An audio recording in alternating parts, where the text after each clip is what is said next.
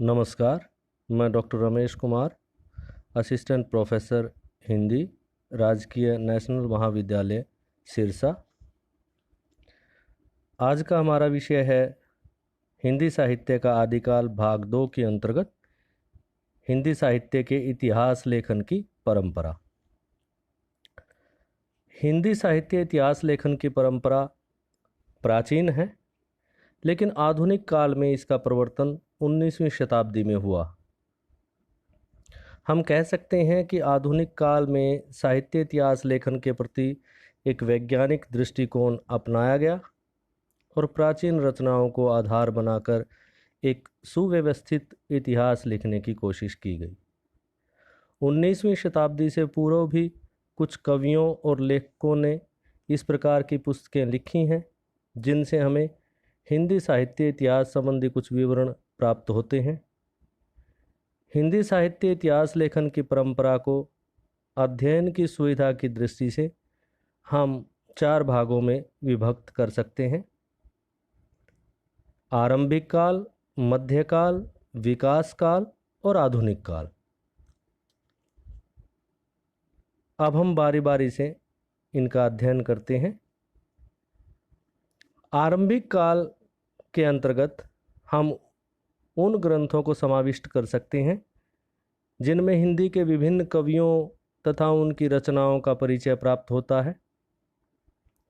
उदाहरण के रूप में 84 वैष्णवन की वार्ता, 252 वैष्णवन की वार्ता, भक्तमाल, कविमाला, कालिदास हजारा आदि कुछ ऐसे ग्रंथ हैं जिनमें हमें विभिन्न कवियों के बारे में उपयोगी सूचनाएं प्राप्त हुई हैं, लेकिन इनमें प्रायः किसी धर्म अथवा संप्रदाय विशेष की भावना से प्रेरित होकर ही कवियों का निर्देश दिया गया है।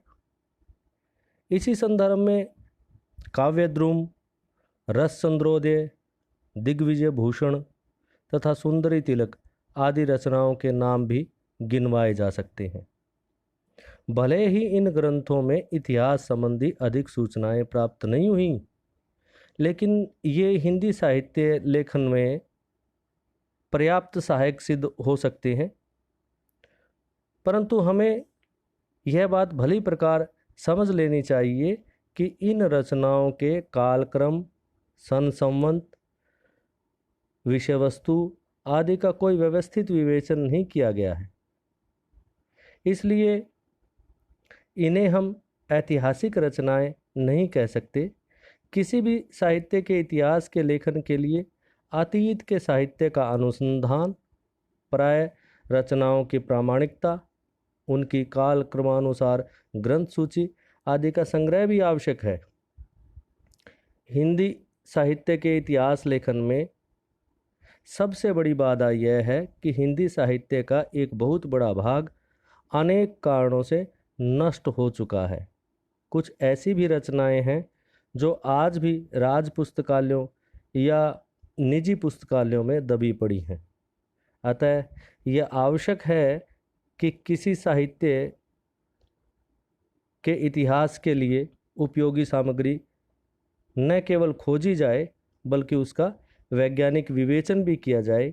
ऐसा ही हिंदी साहित्य के इतिहास लेखन के लिए भी आवश्यक है।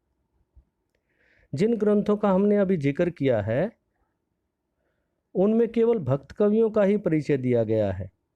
अतः ये ग्रंथ साहित्य इतिहास की परिधि में नहीं आ सकते। भक्त कवियों की प्राय यह प्रवृत्ति रही है कि उन्होंने अपनी रचनाओं में अपने निजी जीवन की बहुत कम सूचना दी है।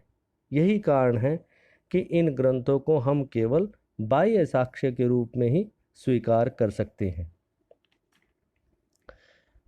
दूसरा चरण आ जाता है मध्यकाल। मध्यकाल में साहित्यकारों ने, हिंदी साहित्य लेखकों ने सार्थक प्रयास किए हैं। इनमें सबसे पहले नाम आता है गारसादा तासी का। हिंदी साहित्य इतिहास लेखन के आरंभिक युग के बाद में मध्यकाल में गारसादा तासी,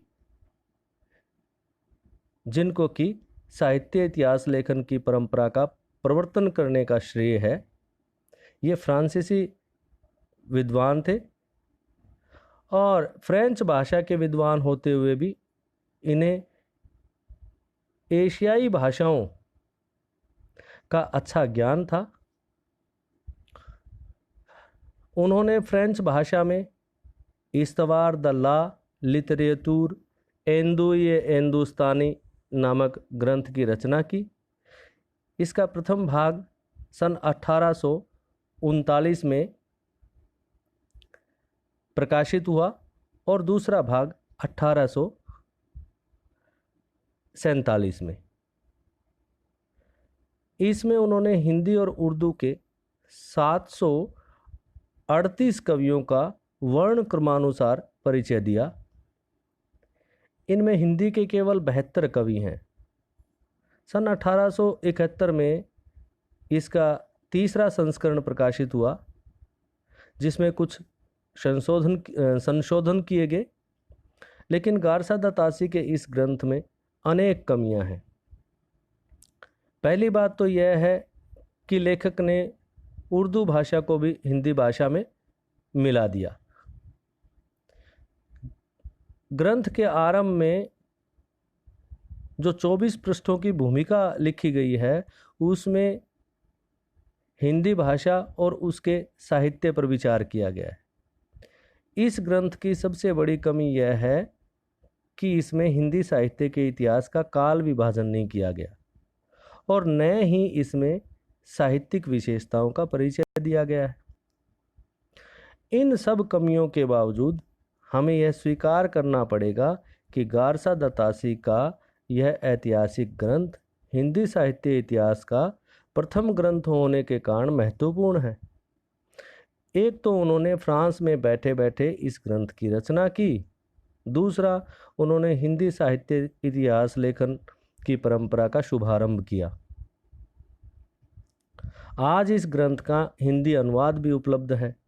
डॉक्टर गणपति चंद्र गुप्त ने गारसा द तासी का मूल्यांकन करते हुए लिखा भी है कि वस्तुतः किसी भी क्षेत्र में किए गए प्रारंभिक एवं प्राथमिक प्रयास का महत्व प्राय उसकी उपलब्धियों की दृष्टि से नहीं, अपितु नई दिशा की ओर अग्रसर होने की सृष्टि से ही जाना जाता है। और यह बात तासी के प्रथम प्रयास पर भी लागू होती है। दूसरा प्रयास मध्यकाल में किया शिव सिंह सेंगर ने। 1883 ईस्वी में शिव सिंह सेंगर ने शिव सिंह सरोज नामक ग्रंथ की रचना की और गारसा द तासी द्वारा आरंभ की गई साहित्य इतिहास लेखन की परंपरा को आगे बढ़ाया। उन्होंने अपने इस ग्रंथ में 998 कवियों के जीवन चरित्र, उनके रचना काल तथा उनकी कविताओं के कुछ उदाहरण दिए हैं। डॉक्टर गणपति चंद्र गुप्त आदि इतिहास लेखकों ने शिव सिंह सरोज को कोई विशेष महत्व प्रदान नहीं किया, लेकिन हमें यह स्वीकार करना पड़ेगा कि परवर्ती साहित्यकार आज भी साहित्य इतिहास लेखन में इस ग्रंथ की सहायता लेते हैं। जॉर्ज ग्रियर्सन तीसरे महानुभाव हैं जिन्होंने the modern vernacular literature of Hindustan का प्रकाशन सन 1888 ईस्वी में एशियाटिक सोसाइटी ऑफ बंगाल की पत्रिका के विशेषांक के रूप में किया। डॉक्टर ग्रियर्सन ने साहित्य इतिहास लेखन में एक नवीन परंपरा का श्री गणेश किया और पहली बार कवियों, लेखकों आदि का काल क्रमानुसार वर्गीकरण किया। यही नहीं, इस ग्रंथ में कवियों द्वारा रचित रचनाओं की प्रवृत्तियों का भी विवरण दिया गया है। जॉर्ज ग्रियर्सन ने हिंदी साहित्य के विकास क्रम पर प्रकाश डालते हुए चारण काव्य, धार्मिक काव्य, दरबारी काव्य आदि की चर्चा की। 16वीं और 17वीं शताब्दी के हिंदी काव्य यानी कि धार्मिक काव्य को उन्होंने हिंदी साहित्य के स्वर्ण युग की संज्ञा भी दी। इस संदर्भ में जॉर्ज ग्रियर्सन लिखते भी हैं, मैं आधुनिक भाषा साहित्य का ही विवरण प्रस्तुत करने जा रहा हूँ। अतः मैं संस्कृत में ग्रंथ रचना करने वाले लेखकों का विवरण नहीं दे रहा हूँ। प्राकृत में लिखी पुस्तकों को भी विचार के बाहर रख रहा हूँ। भले ही प्राकृत कभी बोलचाल की भाषा रही हो, पर आधुनिक भाषा के अंतर्गत नहीं आती। मैं न तो अरबी फारसी के भारतीय लेखकों का उल्लेख कर रहा हूँ और न ही विदेश से लाई गई साहित्यिक उर्दू के लेखकों का ही।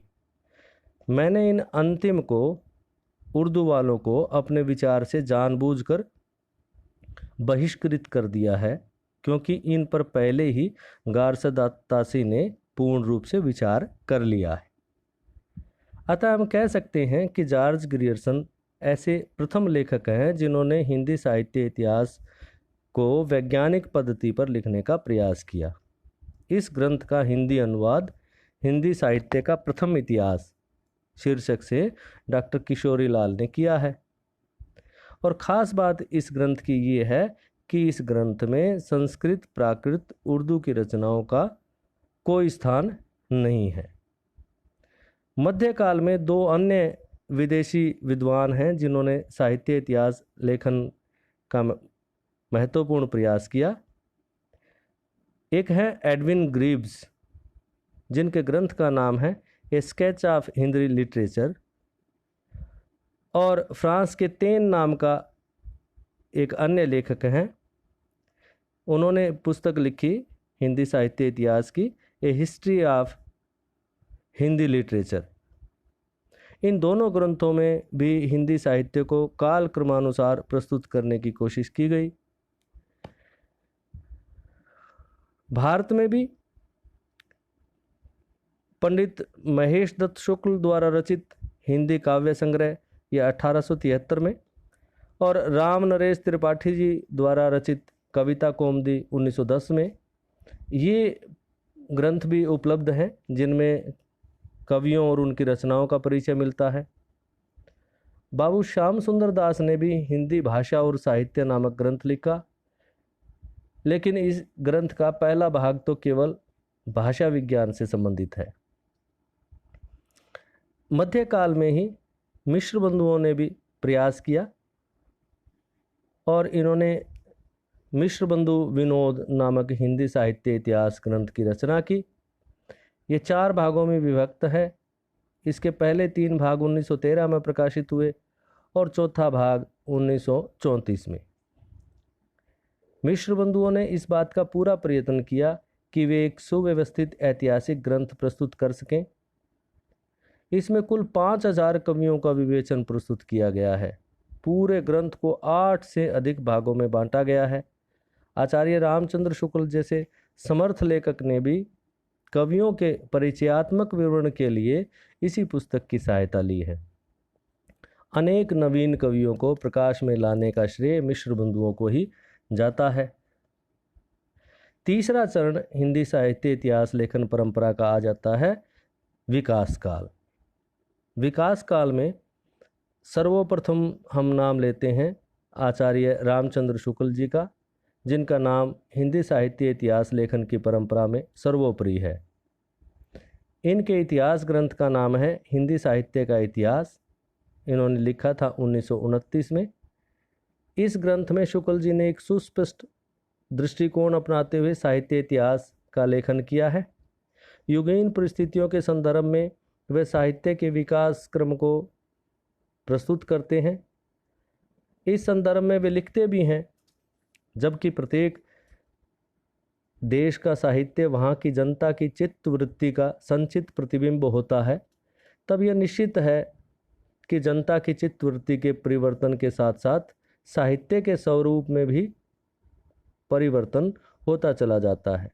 आदि से अंत तक इन्हीं चित्त वृत्तियों की परंपरा को परखते हुए साहित्य परंपरा के साथ उनका सामंजस्य दिखाना ही साहित्य का इतिहास कहलाता है। जनता की चित्तवृत्ति बहुत कुछ राजनीतिक, सामाजिक, सांप्रदायिक तथा धार्मिक परिस्थिति के अनुसार होती है। शुक्ल जी ने युगीन परिस्थितियों पर ध्यान रखते हुए इस ग्रंथ की रचना की है। उन्होंने हिंदी साहित्य इतिहास को कुल 4 खंडों में विभक्त किया। यद्यपि यह काल विभाजन आज त्रुटिपूर्ण सिद्ध हो चुका है, लेकिन अपनी सरलता और स्पष्टता के लिए आज भी काफ़ी प्रसिद्ध है। शुक्ल जी ने भक्ति काल को भी 4 भागों में विभक्त किया। निर्गुण ज्ञानाश्रयी शाखा, निर्गुण प्रेमाश्रयी शाखा, सगुण राम भक्ति शाखा और सगुण कृष्ण भक्ति शाखा। शुक्ल जी के साहित्य इतिहास की प्रमुख विशेषता यह है कि उन्होंने कवियों तथा साहित्यकारों के जीवन चरित्र के इतिवृत्त के स्थान पर उनकी रचनाओं की साहित्यिक महत्ता की ओर विशेष ध्यान दिया है। शुक्ल जी ने लगभग 1000 कवियों और साहित्यकारों को अपने इस इतिहास ग्रंथ में स्थान दिया है, लेकिन आधुनिक खोजों के कारण उनके साहित्य इतिहास में भी कुछ दोष उत्पन्न हो गए हैं। उनके द्वारा आदिकाल के लिए वीरगाथा काल नाम का नामकरण पूर्णतया अनुचित सिद्ध हो चुका है। इसके साथ साथ शुक्ल जी ने पूर्व परंपरा से संबंधित तत्वों तथा स्रोतों की भी उपेक्षा की है। फिर भी हमें इस बात का ध्यान रखना होगा कि शुक्ल जी एक युग प्रवर्तक साहित्यकार थे। उन्होंने इतिहास लेखन में सर्वप्रथम वस्तुनिष्ठ तथा वैज्ञानिक दृष्टिकोण अपनाया। इस संदर्भ में डॉक्टर सुमन राजे लिखते भी हैं, शुक्ल जी का वर्गीकरण कालजयी भी सिद्ध हुआ। सर्वप्रथम उन्होंने किसी निश्चित आधार पर विभाजन किया और विभाजन के कारण भी प्रस्तुत किए। विकास काल के अंतर्गत ही डॉक्टर श्याम सुंदर दास ने से लेकर के अयोध्या सिंह उपाध्याय तक हिंदी साहित्य इतिहास लेखन के कार्य को आगे बढ़ाते रहे। डॉक्टर श्याम सुंदर दास ने हिंदी साहित्य का इतिहास 1930 में लिखा। रमाशंकर शुक्ल रसाल ने हिंदी साहित्य का इतिहास, सूर्यकांत शास्त्री ने हिंदी साहित्य का विवेचनात्मक इतिहास, अयोध्या सिंह उपाध्याय हिंदी भाषा और उसके साहित्य का इतिहास आदि के नाम भी इसमें हम गिनवा सकते हैं। लेकिन इन लेखकों के ग्रंथों में कोई विशेष उल्लेखनीय उपलब्धि देखने को नहीं मिलती। डॉक्टर श्याम सुंदर दास ने कवियों की अपेक्षा विभिन्न कालों की साहित्यिक प्रवृत्तियों को स्पष्ट करने की कोशिश की है। साथ ही उन्होंने तत्कालीन राजनीतिक, सामाजिक, धार्मिक परिस्थितियों पर भी समुचित प्रकाश डाला है। अयोध्या सिंह उपाध्याय ने उदार दृष्टि अपनाते हुए कवियों की आलोचना की है। समकालीन परिस्थितियों के तो उन्होंने गुणों का ही वर्णन किया है, दोषों का नहीं। उनके ग्रंथ में इतिहास दृष्टि का सर्वथा अभाव है। तीसरे विकास काल के अंतर्गत ही आचार्य हजारी प्रसाद द्विवेदी का नाम उल्लेखनीय है। उनके द्वारा लिखा गया ग्रंथ हिंदी साहित्य की भूमिका हिंदी साहित्य के इतिहास लेखन की दृष्टि से एक नवीन व्याख्या और इतिहास का सृजन करता है। और द्विवेदी जी ने देश की प्राचीन परंपराओं, संस्कृति, लोक परंपराओं के संदर्भ में हिंदी साहित्य के विषय में अपने मौलिक विचार प्रस्तुत किए हैं। उनका मानना है कि भक्ति आंदोलन न तो तद्युगीन पराजित हिंदू जाति की मानसिकता का परिणाम है और न ही इस्लाम की प्रतिक्रिया है। इस संदर्भ में वे लिखते हैं कि मैं इस्लाम के महत्व को भूल नहीं रहा हूँ, लेकिन जोर देकर कहना चाहता हूँ कि अगर इस्लाम न आया होता तो भी इस साहित्य का बाहर आना वैसा होता जैसा आज ही है। द्विवेदी जी ने सिद्धों, नाथपंथियों की वाणियों, विचार सारणियों, काव्य शैलियों का तुलनात्मक दृष्टि से अध्ययन किया। उनका विचार है कि हिंदी के प्रेमाख्यानक काव्य, कथावस्तु, कथानक रूढ़ियों, रचना शैली, छंद योजना आदि की दृष्टि से संस्कृत, प्राकृत और अपभ्रंश काव्य के ऋणी हैं। द्विवेदी जी के 2 अन्य साहित्य इतिहास संबंधी ग्रंथ हैं, हिंदी साहित्य उद्भव और विकास तथा हिंदी साहित्य का आदिकाल। डॉक्टर राम कुमार वर्मा ने भी हिंदी साहित्य इतिहास लेखन में विशेष योगदान दिया। इनके द्वारा रचित ग्रंथ हैं हिंदी साहित्य का आलोचनात्मक इतिहास। ये 1938 में प्रकाशित हुआ और इसमें संवत 750 से 1750 संवत तक की कालावधि का साहित्य संग्रहित है। इनके इतिहास की प्रशंसा करते हुए डॉक्टर गुप्त ने लिखा भी है कि कवियों के मूल्यांकन में अवश्य लेखक ने अधिक सहृदयता तथा कलात्मकता का परिचय दिया है। अनेक कवियों के काव्य सौंदर्य का आख्यान करते समय लेखक की लेखनी काव्य में हो उठी है, जो कि डॉक्टर वर्मा के कवि पक्ष का संकेत देती है। अन्य इतिहास लेखक डॉक्टर धीरेन्द्र वर्मा, इन्होंने ग्रंथ लिखा हिंदी साहित्य, और हिंदी साहित्य के इतिहास को अपने ग्रंथ में इन्होंने आदिकाल, मध्यकाल और आधुनिक काल, 3 काल विभाजन किए। डॉक्टर धीरेन्द्र वर्मा के बाद में हिंदी साहित्य इतिहास लेखन का कार्य सम्मिलित रूप से किया जाने लगा और इसके माध्यम से पाठक अनेक प्रामाणिक तथ्यों से परिचित हुए। नागरी प्रचारणी सभा काशी ने हिंदी साहित्य का वृद्ध इतिहास नामक ग्रंथ का प्रकाशन किया। इस ग्रंथ को 18 भागों में प्रकाशित किया गया है। इसमें हिंदी साहित्य इतिहास लेखन की सैद्धांतिक तथा वैज्ञानिक विधियों का अनुसरण किया गया है। इस कार्य में 100 से भी अधिक विद्वानों ने सहयोग किया, इसलिए यह ग्रंथ हिंदी साहित्य इतिहास की अमूल्य निधि है। इस ग्रंथ का 6ठा भाग रीतिकाल डॉक्टर नगेंद्र द्वारा संपादित किया गया है। इसी परंपरा में श्री कृष्णलाल जी ने आधुनिक हिंदी साहित्य का विकास 1900 से 1950 ईस्वी में महावीर प्रसाद द्विवेदी, मैथिली शरण गुप्त, प्रसाद निराला, पंत, प्रेमचंद, जैनेन्द्र कुमार, रामचंद्र शुक्ल आदि साहित्यकारों तथा उनकी कृतियों का विवेचन किया है। आधुनिक हिंदी साहित्य के विकास को समझने के लिए डॉक्टर कृष्णलाल का जो ग्रंथ है काफ़ी उपयोगी है। डॉक्टर गणपति चंद्र गुप्त ने हिंदी साहित्य इतिहास लेखन की परंपरा को विकसित करने में महत्वपूर्ण योगदान दिया और इनका लिखा गया ग्रंथ है हिंदी साहित्य का वैज्ञानिक इतिहास। ये 1965 में प्रकाशित हुआ। गुप्त जी की ग्रंथ की कुछ उल्लेखनीय विशेषताएं हैं। गुप्त जी ने इतिहास की वैज्ञानिक व्याख्या के लिए सृजनात्मक व्यक्तित्व, परंपरा, वातावरण आदि को ध्यान में रखा। उन्होंने हिंदी भाषा का उद्भव काल 11वीं शताब्दी को माना और भरतेश्वर बाहुबली रास को ही हिंदी की प्रथम कृति स्वीकार किया। उन्होंने रीति का वीरगाथा काल, भक्ति काल और रीति काल को भ्रामक कहा।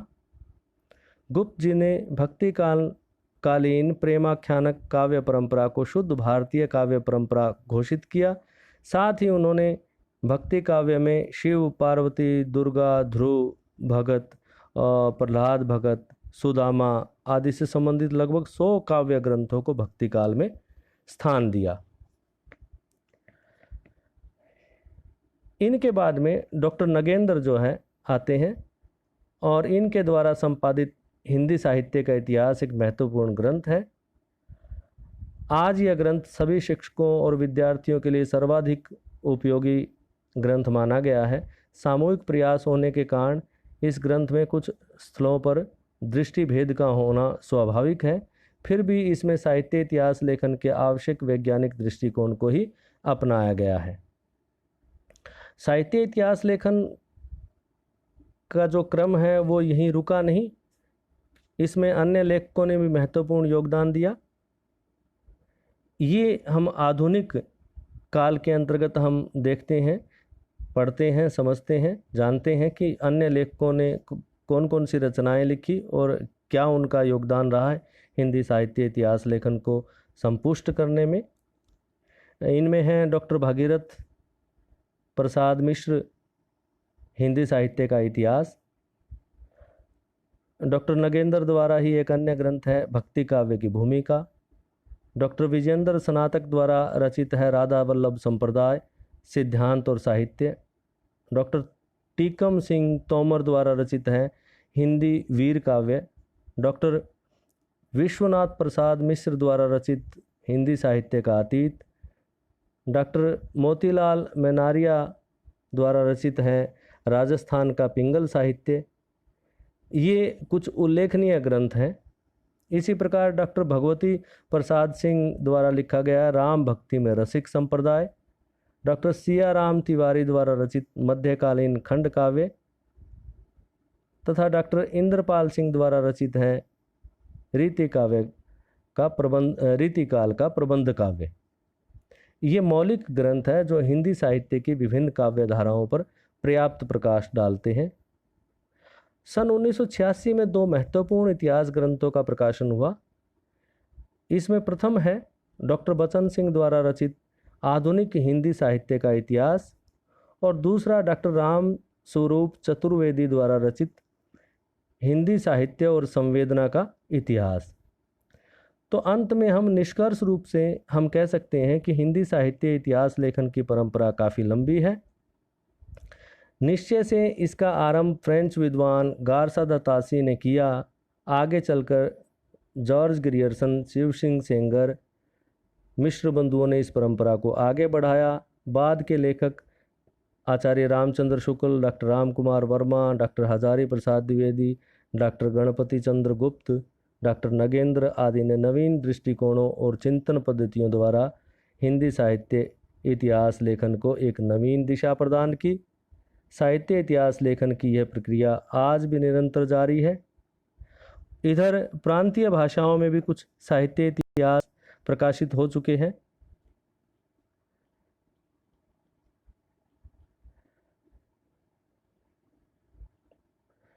जैसे कि बिहार का हिंदी साहित्य, पंजाब का हिंदी साहित्य तथा उत्तर प्रदेश का हिंदी साहित्य, राजस्थान, मध्य प्रदेश, दिल्ली के हिंदी साहित्य संबंधी पुस्तकें प्रकाशित हो चुकी हैं। इस दिशा में अनेक शोधार्थी प्रयत्नशील है। इसलिए कुछ विद्वान साहित्य इतिहास के पुनर्लेखन की आवश्यकता पर बल दे रहे हैं और हम उम्मीद करते हैं कि हमें भविष्य में भी अच्छी जानकारियाँ वैज्ञानिक दृष्टिकोण से युक्त साहित्य इतिहास हिंदी का हमें पढ़ने को मिलेगा। और ये संपूर्ण जो है परंपरा साहित्य इतिहास लेखन की, जिसका परिचय मैंने आपको दिया, आशा करता हूँ कि आप इससे लाभान्वित हुए होंगे। धन्यवाद।